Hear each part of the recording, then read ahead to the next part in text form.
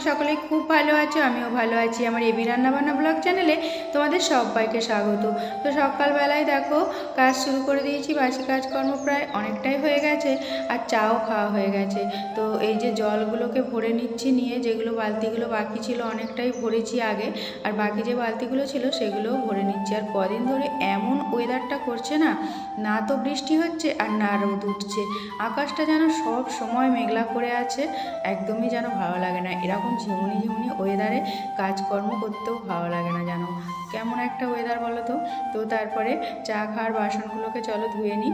আর এখানে বড়মশাই কিন্তু কাজে চলে গেছে, তো আমি এই কাজকর্মগুলো সব এবার বাকি যেগুলো আছে গুছিয়ে নিচ্ছি। আর বড়মশাই এসে কালকে রাত্রে হঠাৎ করে এখানটা কলের কাজটা দাঁড়ালো আর দাঁড়িয়ে ওখানটা লিচু গাছটায় দেখতে গেছিলো যে কী আছে একটা, ব্যাস দেখতে গিয়ে হঠাৎ করে বিপদ, অমনি কলটা গেল ভেঙে। ভাবতেই পারেনি, আর ও ভাবতে পারেনি যে পায়ে লেগে এইভাবে একটুখানিতেই ভেঙে যাবে কলটা।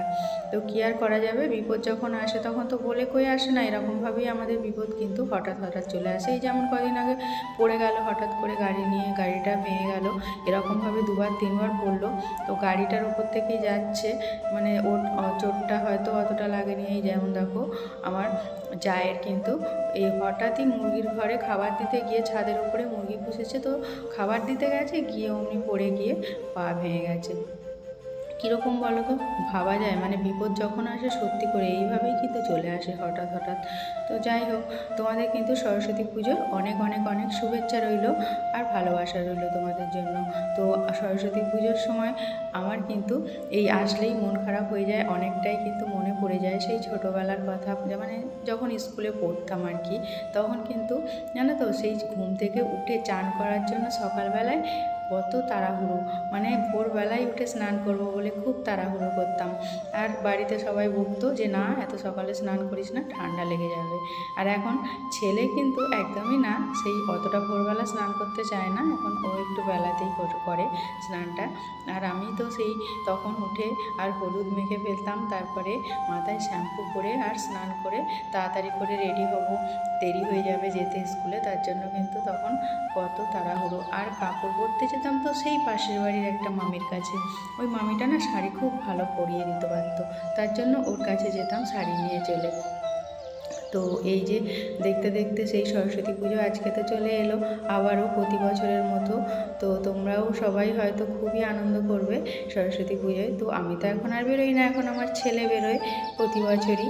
তো এবছরও ও সেই নতুন পাঞ্জাবি কিনেছে, বাসন্তী কালারের পাঞ্জাবি কিনে নিয়েছে পরবে বলে। তো ও ব্লু কিনবে বলছিল, আমি বললাম যে ব্লু রঙের পাঞ্জাবি কেন কিনবি, বাসন্তী কালারটাই এবছর পর, কারণ প্রতি বছর প্রায় নতুন নতুনই কেনে পাঞ্জাবি একটা করে। তো সরস্বতী পুজোয় হলুদ রঙটা ও এক বছরও পরেনি, তার জন্য আমি বললাম এবছর হলুদ কালারটাই কেন, কারণ বাসন্তী কালারটাই তো পরাটা দরকার, তাই না বলো? সরস্বতী পুজোয় সবাই সব কালার হয়তো পরে, সেটা ঠিক আছে, সাদাও পরে অনেকে, কিন্তু আমি বললাম যে অনেক রকম রঙেরই ওর আছে পাঞ্জাবি, তার জন্য এবারে বললাম যে হলুদ রঙটাই নেই।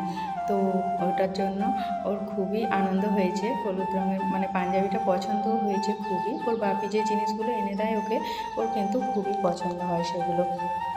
অনলাইনে একটা অর্ডার করেছিল ব্লু রঙের পাঞ্জাবি, সেই অনলাইনে অর্ডার করেছিল পাঞ্জাবিটা, না পছন্দ হয়নি একদমই। দেখতে মানে সুন্দর যতটা ছবিতে লাগে, সত্যি কথা সামনে কিন্তু সেই গ্লেজটা নেই একদমই, যেন কেমন ম্যারম্যার করছিল কালারটা। আর তারপরে আবার একটু এক জায়গায় এমব্রয়ডারির কাজটা সেটাও কিন্তু একটু ওঠা মতো ছিল, তার জন্য সেটাকে আবার ফেরত দিয়ে আর তারপরে আবার ওর বাপি দোকান থেকে কিনে এনে দিল।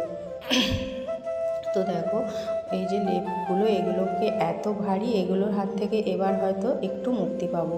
এই যে ঠান্ডাটা এবার চলে যাচ্ছে আস্তে আস্তে, ঠান্ডা তো অনেকই কমে গেছে, তার জন্য এগুলোকে এবার গুছিয়ে আর ভালো করে ওয়ারগুলো কেচে, কম্বলগুলোকেও কেচে ফেলবো, কেচে আর আস্তে আস্তে তুলে দেবো সব কিছু। এত মানে ঠান্ডা ছিল কিছুদিন আগে, তার জন্য সেগুলো তো সেই রয়েই গেছে, আর তোলা হয়নি এখনও সবটা।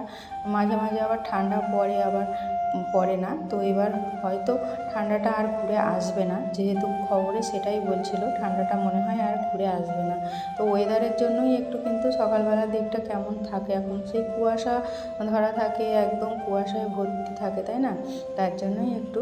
তো এই যে হালকা হালকা কিন্তু রোদ উঠেছে, দেখো কুয়াশা কিন্তু আছে, বুঝতেই পারছো বাইরে, তার মধ্যেই হালকা একটু কিন্তু রোদটা উঠেছে।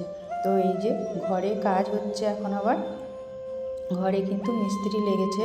এই ঘরটা মানে ছেলের ঘরটাতেই প্রথম করাচ্ছি কাজটা, ছেলের ঘরটা খালি করে দিয়েছি, ওটা হয়ে গেলে তারপরে আবার এই ঘরটা খালি করে দেবো ছেলের ঘরে গিয়ে। আর আমাদের যেহেতু নিরামিষ ছিল আজকে, তার জন্য কিন্তু দেখো এখানে কিন্তু আজকে করে নিয়েছিলাম কড়াইশুঁটির কচুরি। আর কড়াইশুঁটির কচুরির সাথে আজকে বানিয়েছিলাম কি বলো তো, কাবলি ছোলা। আর কাবলি ছোলাটা পনির দিয়েই বানিয়েছিলাম। তো এটা তোমাদের দেখাবো। এখানে দেখো আমি কিন্তু এগুলো তুলে নিলাম, কেন বলো তো, ওই গামলার মধ্যে যে ছিল আগে একটু না ঘেমে ঘেমে যাচ্ছিলো, আর ঘেমে গেলে কচুরি একদমই খেতে ভালো লাগে না, তাই না, চাপা দেওয়া ছিল, তার জন্য এই গামলাটা তুলে নিলাম। আর এই দেখো কাবলি ছোলা পনিরটা করেছিলাম, এটা না দারুণ, সত্যি কথা বলতে আমি টেস্ট করে একটু দেখেছিলাম আগে, এত ভালো হবে আমি ভাবতেই পারিনি। আমি তো প্রথমে ভেবেছিলাম নিরামিষ কাবলি ছোলা তরকারি করবো, মানে ভালো হবে না হয়তো অতটা। তো কিন্তু আমি খেয়ে একটুখানি দেখলাম যে এত ভালো হয়েছে টেস্টটা, কী আর বলবো। তো ছেলে বসে আছে খাওয়ার জন্য, একটু বেলাই হয়ে গেছে, যেহেতু মিস্ত্রি কাজে লাগছে, তার জন্য তো একটু জানো তো ওদের মানে খেতে দিতে হয়, ওদের আলাদা তরকারি বানাতে হয়, তারপরে একটু এদিক ওদিক করতে করতে কাজ দেরিই হয়ে যায়। যতই ভাবি তাড়াহুড়ো করবো কিন্তু করে উঠতে পারি না। আর বেলা তো মানে বেলার সাথেও যেন পেরেই উঠি না সত্যি। আর এইরকম ওয়েদার থাকলে তো একদমই ভালো লাগে না, যেন কোনো কাজকর্ম করতে মনই লাগে না। তো এই যে ছেলেরটা আগে বেড়ে ছেলেকে দিয়ে দিলাম, তারপরে আমিও খেয়ে নেবো। আমরা কিন্তু আশা অনেকটাই করি সব বিষয়ে, সব কিছু নিয়ে, কিন্তু আশা সব সময় কিন্তু সব পূরণ হয় না। এই যে আমি কিন্তু অনেক দিন দিয়েই আশা করে আছি যে আমার চ্যানেলটা কবে 1000 সাবস্ক্রাইব পূরণ হবে। তোমরা যদি সাপোর্ট করো তাহলে কিন্তু বন্ধুরা সেটা সম্ভব, নাহলে কিন্তু কিছুতেই এগোনো সম্ভব না। তো তোমাদের কাছে একটাই অনুরোধ, প্লিজ আমার চ্যানেলটাকে সাপোর্ট করে এগিয়ে নিয়ে যেও। আর তোমরা যারা নতুন বন্ধু তারা প্লিজ চ্যানেলটাকে সাবস্ক্রাইব করে দিও। তো ভালো লাগলে ভিডিওতে লাইক, সাবস্ক্রাইব আর কমেন্ট করতে একদম ভুলো না। তো দেখো কচুরি কিন্তু আমি খেয়ে নিলাম, আর সত্যি সত্যি কচুরি আর যেমন ভালো হয়েছিল, তার সাথে কাবলি ছোলাটাও কিন্তু খুবই ভালো হয়েছিল। আমার ছেলেও বলল যে একদম অনুষ্ঠান বাড়ির মতো টেস্ট হয়েছে তরকারিটা খেতে।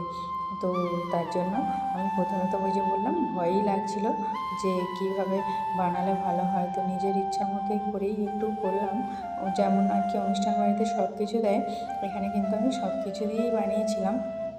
চালমগজ, পোস্ত, কাজু, তার সাথে ঘিও দিয়েছি আর একটু সামান্য, আর আমুল দুধ দিয়েছি, মানে সব কিছু দিয়ে অনুষ্ঠান বাড়ির মতো করেই করার চেষ্টা করেছিলাম। তো সত্যি কথাই এতটা টেস্ট হবে এটা কিন্তু আমিও নিজেও ভাবিনি।